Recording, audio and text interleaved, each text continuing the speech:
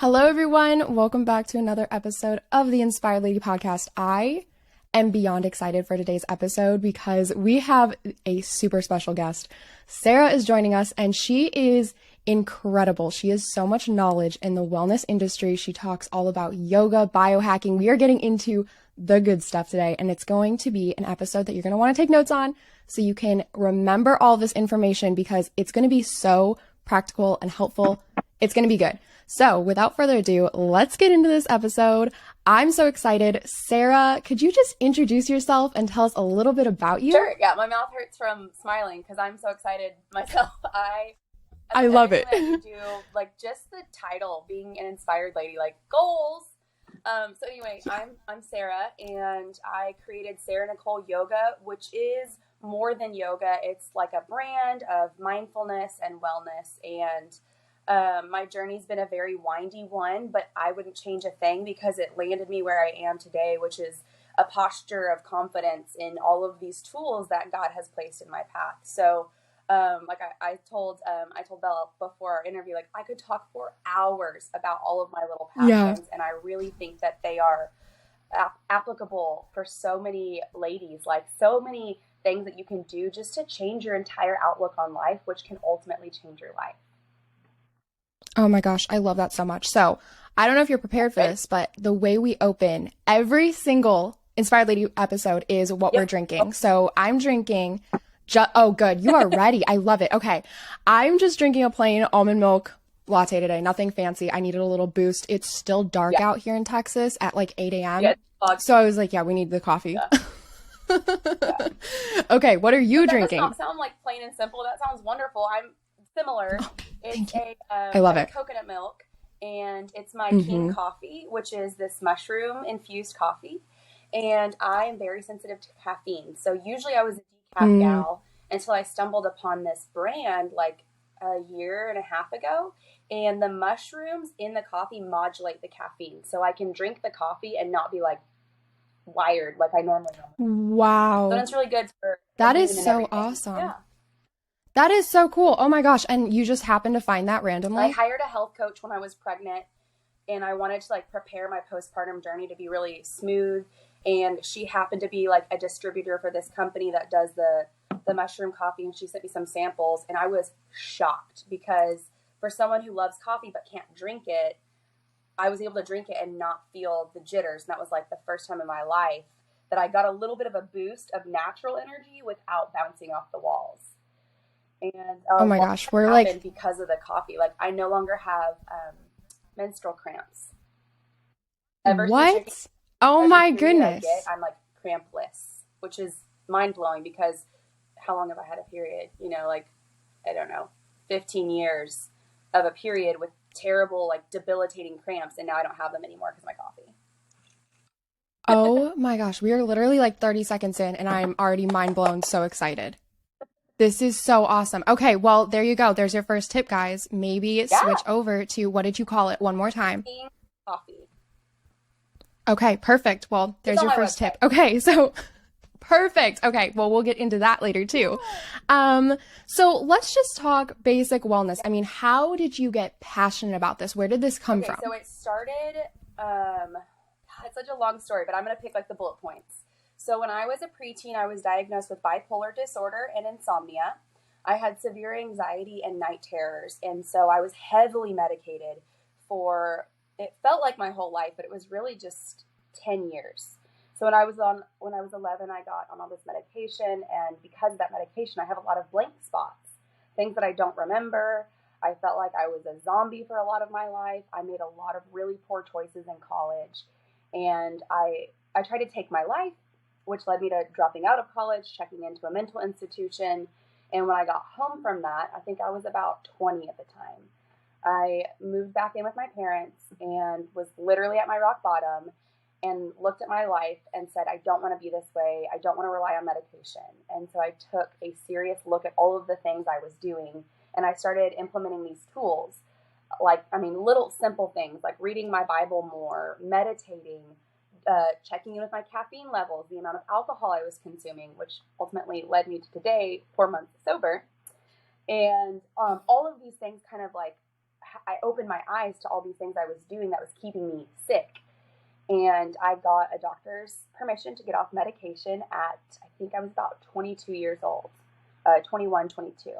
But I had to work really hard, and they say there's no cure for bipolar. So it's something that I'm technically always going to struggle with. But right after I got that news from the doctor, I went and got a tattoo on my rib cage that says Rapha. So Jehovah Rapha means Father Healer. And so I believe that God healed me from bipolar. And it's a great testament to my faith, but I still believe that he has given me certain tools that I have to maintain to maintain this wellness. And some of those tools are the biohacks that I've started learning more and more about, which has brought me to this level of balance. So for those that don't know about bipolar, it's very high highs. Like, I like to describe it as like a bouncy ball. You throw the bouncy ball and it goes like this.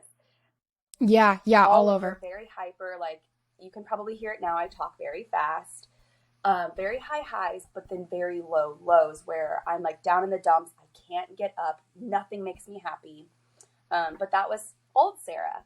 And so my main goal for these past, I guess it's been 10 years since I've been off this medication, is to just come right in the middle. And all of these wellness hacks that I've started adding into my toolkit have brought me to this place of balance. And so that's where my passion started. And it just got bigger and bigger. I landed a job at a place down the road. It's called C3 Cryo Club, and it's a wellness center. They have a yoga studio, which I help manage.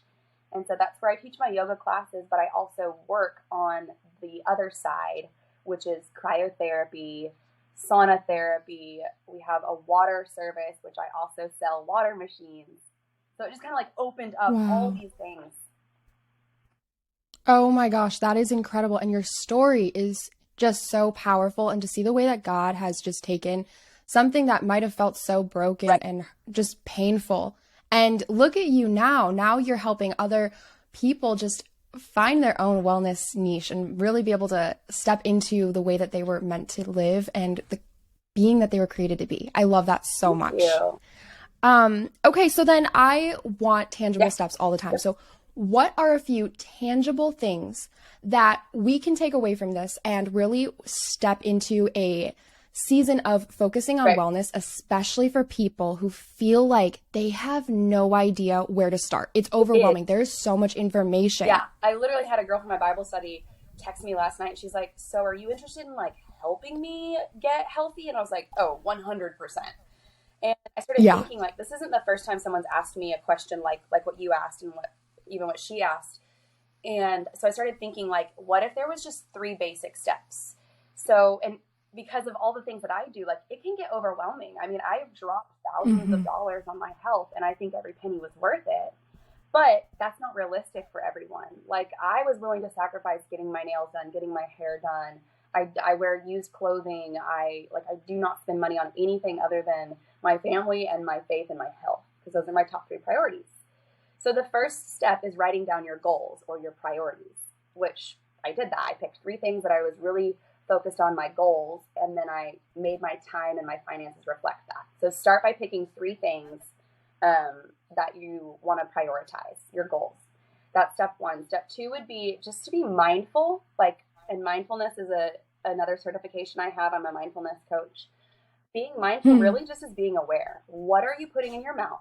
What are you putting in your eyes? And what are you putting in your ears? Ultimately, what are you putting in your body? And just that mindfulness alone, thinking like, okay, I'm putting this in my mouth. What is it doing for me? I'm watching this TV show. What is it doing for me? I'm listening to this podcast. What is it doing for me? So being more mindful about the things that you consume.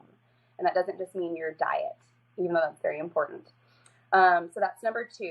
Number 3 would be to move your body with your breath. And it doesn't have to be yoga. Yoga is my thing. It was a huge tool that landed in my lap.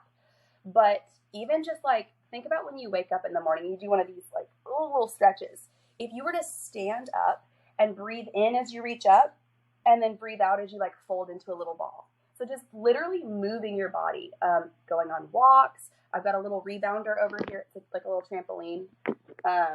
Just moving your body, like any type of movement.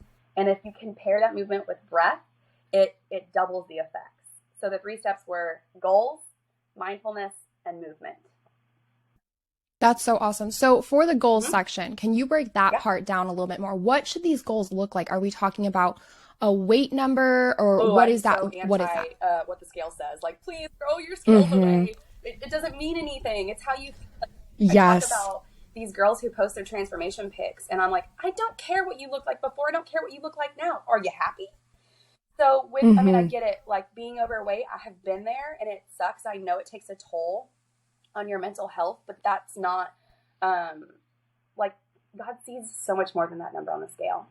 So it's really Yeah. your heart posture. What is your heart? But the goal thing, it was broken down to me by a man named Drew Myers, who is a speaker. He wrote a book called The Tacos and Chocolate Diet. It's not a diet book, it's a lifestyle book. But I he love it. asks, what are your three important things? And he asked, like, close your eyes. Are you spending your time on those three things? And almost everyone in the room was like, no, it's all been spent on social media. And so he's like, what are the three things that are important to you? For me, it was simple, like black and white: faith, family, health. Easy peasy for me. Mm. And I realized I wanted to spend my time and finances on those three things. So Hannah Hughes is actually one of my coaches, and she does serious goal-oriented goal making, which sounds funny, but that's like what she does. And so getting with her, she even has some like little printouts that are really helpful on getting specific on your goals. Did that answer that I love that. I love that. Yes. Oh my gosh, that was perfect. And also, for anyone listening who's interested in more, we do have a podcast with Hannah Hughes all about goal setting that happened like 2 weeks ago. So you can go listen to question? that. Um, okay. So something you mentioned earlier was biohacking. I feel like I am just now learning about this, and I'm sure it's not necessarily new, but can you just step into the conversation of what Yeah, is this and what can we do? absolutely. It's another one of those things that can be really, really advanced, or you can simplify it. And I will simplify it by explaining the word biohacking means human enhancement. So think about the word bio, it means life. Hack, you think about like a life hack, which I know you've talked about that before. Like, what little things can you do to hack your routine or hack your life? So biohacking is literally just hacking your life to be better. And it was something I learned about probably a year ago when I hired that health coach. And it doesn't have to be complicated. It's really just things you can do to live better. I have gotten into the complicated side because it is a priority to me, but it's simple things that you could do would be taking a cold shower, or like a hot and cold shower. There's this thing called contrast therapy. It's very simple. It's basically hot and cold and going back and forth. It can be complex, like getting in a hot sauna and then getting in a cryotherapy chamber, which are things that I have at my workplace. So I have access to them, but not everybody does. I hope everyone listening to this podcast has a shower or a bathtub. It's kind of going back and forth. I even did these when I was pregnant. I did foot baths. I got these little tubs, and one tub was hot water, one tub was cold water. And so I would just go back and forth with my feet. And that's kind of like a simplified way of doing that contrast therapy. So another hack you could do: Epsom salt baths. Very simple. People don't realize like all the benefits of an Epsom salt bath. It's really detoxing on your body. So a lot of biohacks help you detox. And another rabbit hole we could go down would be the MTHFR gene mutation. A lot of women have it and don't know about it. And it's a gene in your body that makes it harder for you to detox. It makes it harder for you to Mm. absorb nutrients. And I have that. Because of that, I have to work really hard at detoxing. So I'm always looking for new things. Like the King coffee even is a really great way to detox. Like I said, the sauna, moving your body, getting out in the sun, like direct sunlight, that's nature's natural vitamin D. So those are simple biohacks. Get in the sunshine, that's free. Switch your shower water to be cold, that's pretty free too. Yeah. That is so awesome. Okay, so I have a question for you, slightly off Okay. tangent. So this is off the cuff. Is there anything specific that you're putting in your body that, like diet wise? Because I feel like there are so many different Yeah. diets out there where people are like, oh, this drink lemon water before your Yeah. meal and take apple cider vinegar shots. Right. Like, are there anything food wise that can help biohack or even Yes. just maintain a healthier It's lifestyle? very simple. Eat what God made. So think about the Garden of Eden. Mm, He put all of these plants He created all of this. I mean, even meat, he created these animals for us to consume. So it's really whole foods. Like, I was just talking to that girl who asked me about weight loss. I'm like, all those MLMs out there, like, I do think there's some really good ones out there, but telling someone you have to have a shake and a pill to get like your ultimate body, I don't buy into that. I buy into what God gave us, which is plants and animals to consume, like real whole foods, unprocessed foods. Do not get me wrong. I have got a pantry full of processed foods that we indulge in on special occasions, but we have found there are processed foods that are better. If you look at your labels, you want minimal ingredients. You want ingredients that you can pronounce. So that's just a starting point. Eat whole foods. Simple. Okay, wow. I have never heard that before, but that makes so much sense. Oh my gosh. Yep. I love it. What was in the Garden of Eden? What did God create? I think that is so awesome. And it's definitely something where you can do that in balance too. If you know, the 80-20, where 80% of your meals should be that. And then 20%, you can still have fun food. You don't need to deprive yourself of everything good, because that's just going to lead to poor mood. Right. And another thing, like the mental health piece of it. I know when I first started out, I was like hardcore. I like cut everything out. I did Whole30 is a diet that I did, and it was so extreme. And I'm not bashing Whole30. I'm pro Whole30. But when I first started it, it was like going from night and day. And even my husband called me out. He's like, you're sacrificing your mental health for this figure, this body shape that you're trying to get into, and it's not worth it. So stop the diet. And so I cut the diet out, and I felt better. So I started taking like baby steps. So like replace one meal a day with whole foods. If you're going into these like drastic, like if your body's used to eating Burger King 3 times a day, move to Burger King 2 times a day, then 1 time a day. And you eventually like replace little by little. And then you get to this point where you're like, okay, now I'm craving whole foods, which I'm there now. That's so awesome. I feel like that is so often why we feel like diets fail us, is because we go so all in at one time, and we make the switch trying to be who we want to be, but not allowing the person we are any room to grow. And so when we do that, the person who we truly are rebels against that, and then we're going to fail that diet. We're going to fail whatever habit we're trying to create. So we need to slowly implement these new lifestyle changes to truly make a change. 100%. I love that so much. Yeah. Oh my gosh. Okay. Well, I want to get into something that can sometimes be a little spicy. Okay. I want to talk about meditation and yoga. And I did not realize that this was a hot topic for the longest point in my life. I thought everyone did yoga. I've done aerial yoga. I've done all the classes, and I did not realize that some people do not think that Christians should partake in yoga. So first things first, can you talk on that piece of why people think Christians shouldn't? And then obviously you're a Christian and you're a yoga coach. Like, where are you coming out with this? Oh man, that's one I could seriously talk like days I could talk on. But a lot of people there's this confliction of like, well, it's not in the Bible. I'm like, well, hold on. Yes, it is. There are certain verses which everything can be interpreted differently. Think about the Bible was originally written in Hebrew, right? Like parts of the Bible were written in Hebrew, and we had all these different translations. So I think a lot of people interpret things differently. And I had a lady that literally said, if it's not in the Bible, you run from it. And I honestly didn't even respond, because people like that are not going to change their mind. So it's almost a waste of time to be like, you're wrong, I'm right, going back and forth. And so in Psalms 104:34, it says, may my meditation be pleasing to him as I rejoice to the Lord. And I could go on. I have a whole section of notes in my phone of Bible verses that talk about like the physical posture, which is just moving your body, of like, he asks you to bow before him. That's literally a forward fold in yoga. And so I can really get into that. But basically, yoga is just mindful movements with your breath. And our bodies are made to be temples, right? We want our bodies and our temples to be clean for him. The better you feel, the more you can like praise him and share his name out there. And so I feel like yoga is another one of those detoxing biohacks. Like when you move your body, you're moving out stale energy.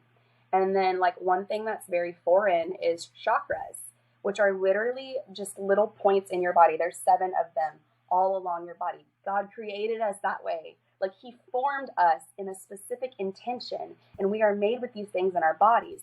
But because it's not talked about a lot, Christians are typically like, oh, that's scary, stay away. And I have experienced things in the yoga world that I heard God say, get back. That is not of me. That is not from my name. Get away from that. And it's going to be different for everybody. Like I had a lady that I talked with, she actually wrote a book, and she said she had a bad experience with crystals, with sound healing. And I'm a certified sound therapist. Like I use instruments to help people get peace. And those are instruments that I think God put in my life for a reason. You look back in Psalms, and David had that harp. Like God gave him those instruments for a reason, to praise his name. So in the yoga world, there's like all these little tools. And yoga literally means unity. It translates to unity. And because yoga does come from India, where they practice Hinduism, a lot of people take it and go, well, you can't have that. And my response is like, why can't I be unified with Christ when I move my body and I use my breath to create this safe space in my body to praise his name? And there's just like, there's so much to it because of how big this yoga world is. But my thing is like, use your body to praise his name, use your temple and keep it clean. And yoga does that for us. Yeah, I totally agree with you. I remember when I had first heard the argument that yoga was a practice in, South Asia, and it was used as worship over there, so we can't do anything like that. And I remember being so confused why I couldn't worship, our creator, our God, use yoga as that form to move my body, because people dance and some people think that dancing should not happen. But yet in Psalms, we talk about dancing and worship. And I just find that worship can take so many different formats and means.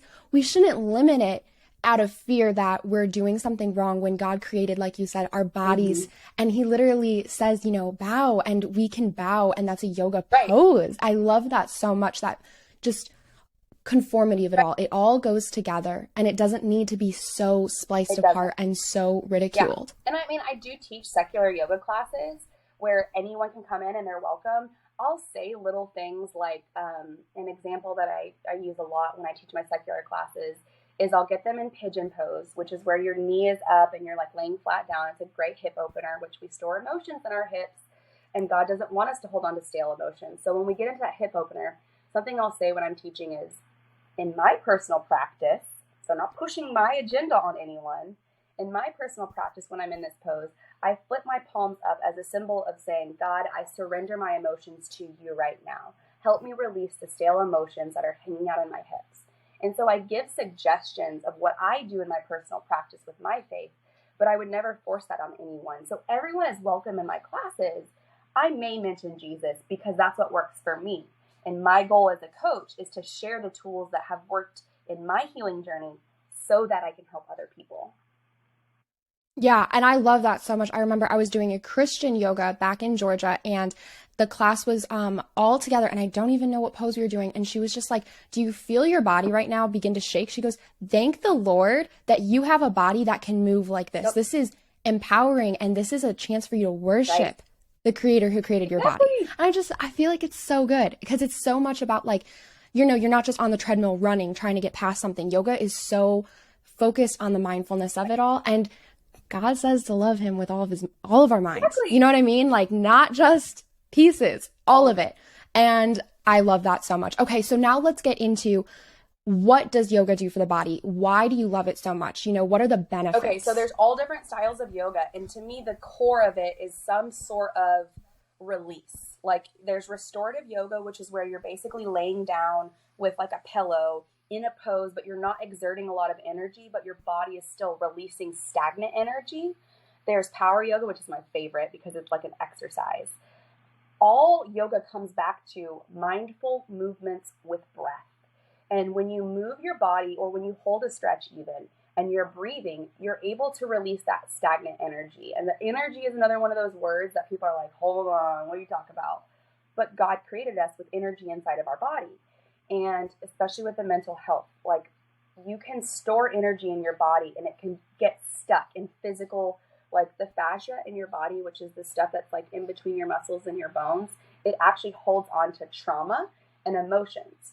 So when you move your body, it opens it up to release the things. And so it helps us to become healthier, cleaner in the body. It helps us to detox physically and emotionally and mentally, and if you want, spiritually. Wow, that is so awesome. Okay, so question for you Mhm. here. If I live in California right now and I'm listening to this and I can't come to your studio, what are some ways that I can start practicing yoga maybe at home? Do you have any like resources Ew. or tips on I have that? a YouTube channel with a variety of yoga classes on there. I've got Christian and non-Christian, so there's something for everyone. I have a couple meditations on there as well, which meditation is basically just yoga of the mind. You're just moving stuff in your mind to get clear, to get some more peace in there. So you can definitely go to my YouTube channel, which is also on my website. But everything is Sara Nicole Yoga. So like if you just Google Sara Nicole Yoga, you're going to find my YouTube channel. You're going to find my Instagram. You're going to find my website where there's tons of resources. That's awesome. Okay. And also your website will be in the show notes for anyone interested. So that will be linked so you guys can go check that out. Yeah. So can we talk about meditation then? So what is Yeah. meditation and how do you do that? Okay. Meditation is going to be perceived differently from different people. So if you go over to India and you talk to a Buddhist monk or someone who practices another religion, they're going to say clear out your mind, empty your mind. As Christians, I strongly believe we are not to empty our mind. We are to make space in the mind so that we can have more Jesus, more peace, more love. And to me, I like this metaphor of thinking about your table and all of your junk mail sitting on your table and all of your dirty dishes. And meditation helps us to take that stuff off of the table so that we've got a space for a nice, clean meal. So that we can sit down with our Bible and pull more of that into our minds. And there's space in our minds to store that information. So like I said, I feel like meditation is yoga of the mind. It's just moving things in your mind so that you can have space for peace. So it doesn't have to be complicated. You don't have to sit in this, it's called lotus pose, where your legs are all like crisscross. You don't have to do anything with your fingers. It's literally just finding stillness and a little bit of silence in the mind so that you can have peace. Okay. So then how long are you meditating for? Because I feel like some people do it for like 30 seconds and they're like, I'm out. I can't do this. And some people are out there for like 45 minutes just sitting there Right. in like total peace, which I don't know if I could do. I could do that. Like I did practice that one time and it was intense and it made ripples in my life. Like I felt great, but it is a practice. It's something that you work up to. So you do. When I coach clients, I tell them you start with 30 seconds, you move up to a minute, and then like you keep adding on, but you don't have to sit there for 45 minutes. Like what is that going to do for you? And one thing I tell my clients is if you're sitting there going, I can't do this. My mind's not here. I got so much to do. Then just stop, move, and then come back. I don't think that you can sit still until you've made time to move, which is why in my practice, or even my teaching, I teach movement before stillness. So I also have things like these little stones that you can just hold in your hand, and it's really just to keep your body from fidgeting so much. You can also do like a 5 senses meditation where you use, like I do, essential oils. You smell an essential oil and you just focus on what you're smelling, or you put a piece of chocolate in your mouth and you hold it there. Or even like with my King coffee, I'll do a meditation with my coffee. Usually I do hot, today I did cold, but you get your hot coffee and you smell it and then you taste it and then you feel the warmth in your hands. And it can move into a time of gratitude. God, I am so thankful for this coffee. And then you just sit there. That is amazing. I am so going to try the 5 senses meditation. That sounds so good. So then next question, do you have music going when this is happening or is it complete silence? And the music thing would be something I would recommend if you're just starting out. And then that's another thing, like you're hearing, like it's another sense that you're using. In my yoga and my meditation, I always say, no lyrics, please don't do lyrics. I know some teachers love that, but it does distract from what you're focused on. Like again, yoga means unity. And if you have lyrics, sometimes you're uniting with those lyrics, whereas I think God speaks to us in that time. And so I like no music or just instrumental music. And that's when I really hear the stirring of the Holy Spirit. I can hear him say things, which so much has happened since my yoga practice because I've moved this energy out of my body. I've made space in the mind. And then I can hear something and I go, oh, that's straight up from God. Like I know that was him saying to do this, and then I can obey. Wow. Okay. This is so exciting. I am loving everything that I'm learning right now. So something that I love to ask every guest that comes on is, what are some non-negotiables throughout your day to help you stay inspired? You've got a lot going on. You are doing so much each day to help inspire other people. You have kiddos, like you've got a lot. And so what are just a few things every single day? They're your non-negotiables. You've got to get them done to keep living the life that you're called to live. I think it starts with when you rise, which I created a mental health ministry called Rise, because your day literally starts as the sun rises and you rise up out of bed. So the first thing that I do every day is a gratitude prayer, like without question. Like every morning, the second my eyes open, I immediately go, thank you, God, for fill in the blank. Sometimes if I'm really foggy, it's thank you, God, for waking me up today. Thank you, God, for the breath in my lungs. Sometimes it's thank you, God, for my children who I can hear crying in the next room. So gratitude prayer is the first thing. The second thing is my King coffee. I cannot go a day without my King coffee. Like I can tell if I don't have it, I have brain fog, I'm exhausted, I can't get clear. So my King coffee is my second non-negotiable.